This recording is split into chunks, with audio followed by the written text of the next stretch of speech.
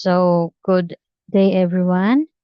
Today, I will discuss the importance of integrated governance, risk, and compliance. I will use the case study of PhilHealth ransomware attack of 2023. Case background. In September 2023, PhilHealth suffered a devastating Medusa ransomware attack that crippled its IT infrastructure. The attack compromised sensitive health data of millions of Filipinos. Disruptive claims processing and forced the organization to shut down critical systems for weeks, severely impacting healthcare services nationwide. This incident shows how serious the impact of a cyber attack can be on a national system. It didn't just affect the technology, but also delayed services of nakahimo ni nga risk sa sensitive information sa mga tao nga member ana nga member sa PhilHealth. It is also highlight the importance of having strong cybersecurity measures in place para maprotektahan ang operations o ang public. Problem explanation. There are three problems nga ako ang nagathered during my research.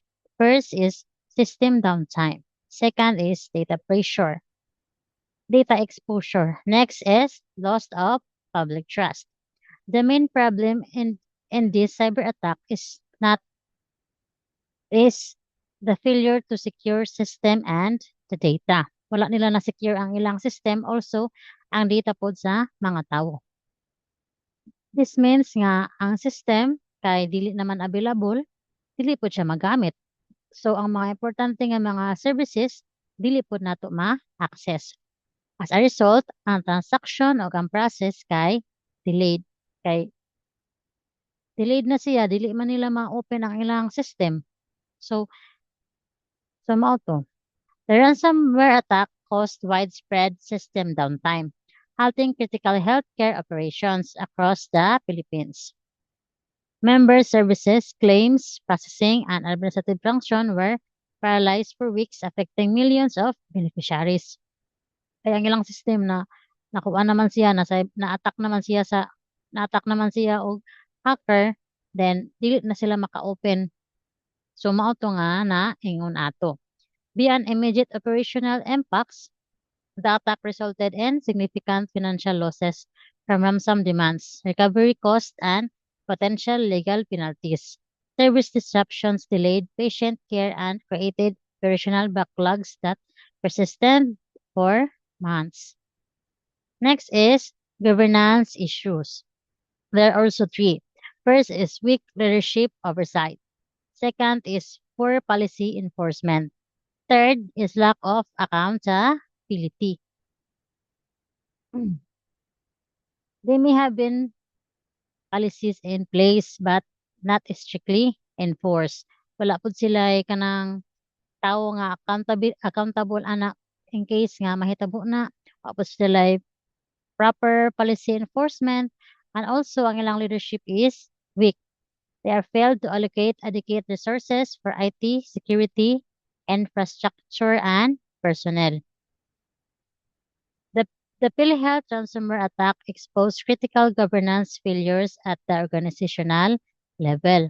Leadership failed to prioritize cybersecurity as a strategic imperative, leaving the organization vulnerable to sophisticated threats.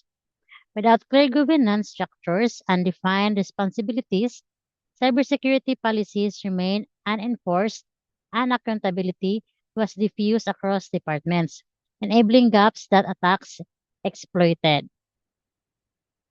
So mao to kay wala man sila proper enforcement for policy. Wala po accountable sa kana nga kuan, so mao to nga na-attack sila. Next is risk management issues. There are also three. First is risk not identified early. Wala nila na-identify ang mga risk nga possible nga pwede nga ma-attack. Second is outdated ilahang system. So dali ra gyud siya ma-attack kay outdated man. Wala man siya na wala nila gina-update.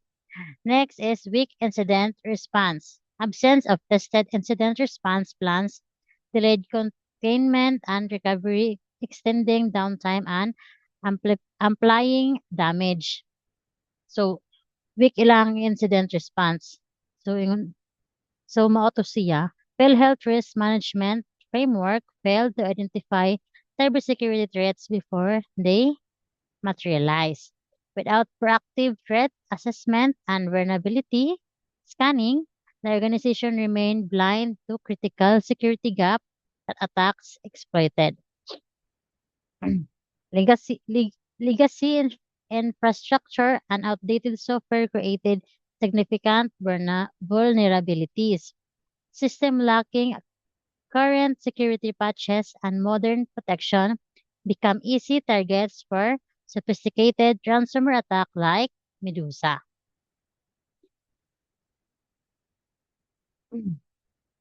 Next is compliance issue.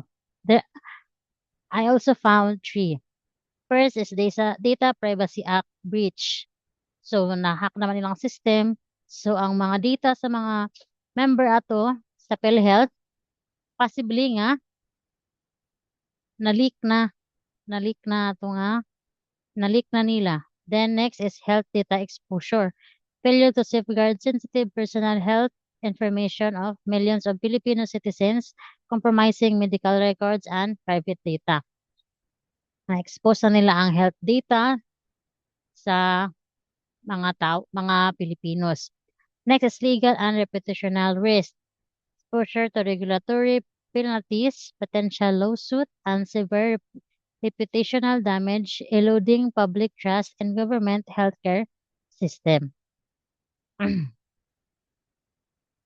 The PhilHealth ransomware attack exposed critical compliance failure that violated Philippine data protection law.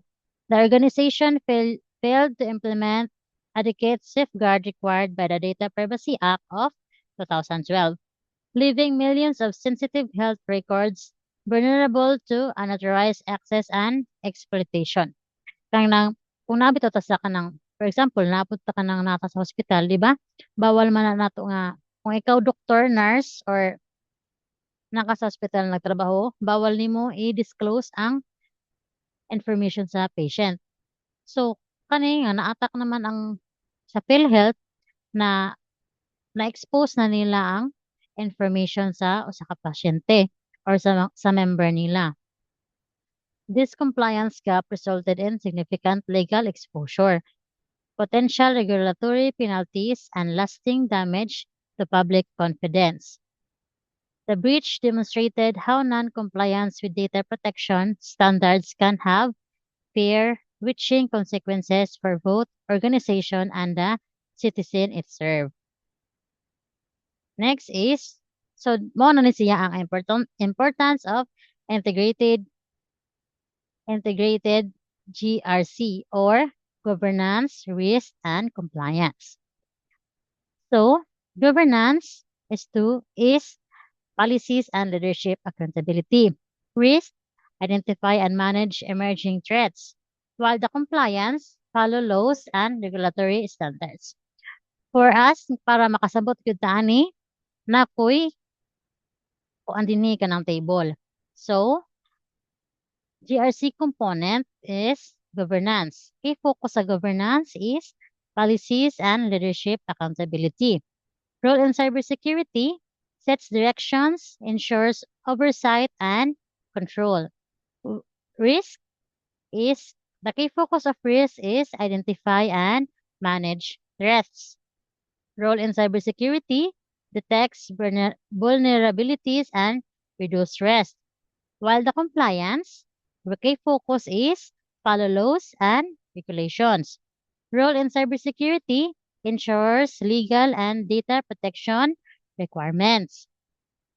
When this integrated into one system, the organization can be better, prevent attacks, and respond effectively. Unified government risk compliance creates synergy across all three pillars for stronger organizational security. Recommendation. First, my first recommendation is a strong cybersecurity policy. Develop and enforce robust cybersecurity frameworks with defined governance, structures, and regular compliance audits. Next is employee training program. Implement mandatory security awareness training for all staff to recognize threats and respond appropriately to incident. So dapat na gyud sila yung mga training sa mga employee nga na-assign ana nga system. Next is system updates and monitoring. Maintain current system with timely patches and deploy 24/7 monitoring for rapid threats detection and response. Establish comprehensive cybersecurity policies with clear rules, responsibilities, and enforcement mechanisms. Ensure leadership accountability and regular policy reviews to address evolving threats. Then, conduct regular risk assessment to identify vulnerabilities before they can be exploited. Implement continuous monitoring system and maintain up-to-date security patches across all infrastructure. So, mao to ako ang pwede ma-recommend. Dapat na sila employee training, strong ilang cybersecurity policy, then system updates and monitoring. Kung pwede gani mahimo, mag-change sila password every 3 months or every 1 month, depende sa ilahang policy. Dapat na sila joy strong policy. Conclusion. The PhilHealth ransomware attack demonstrate that governance, risk, and compliance must be integrated, not treated as separate functions. The PhilHealth ransomware attack shows that cybersecurity is not only a technical issue, but also a management issue. An integrated approach delivers stronger security postures, faster incident response capabilities, and gathered organizational resilience against cyber threats. This improves security, support better decision making, ensure compliance, and strengthen overall resilience. And that's all of my report. Thank you for listening.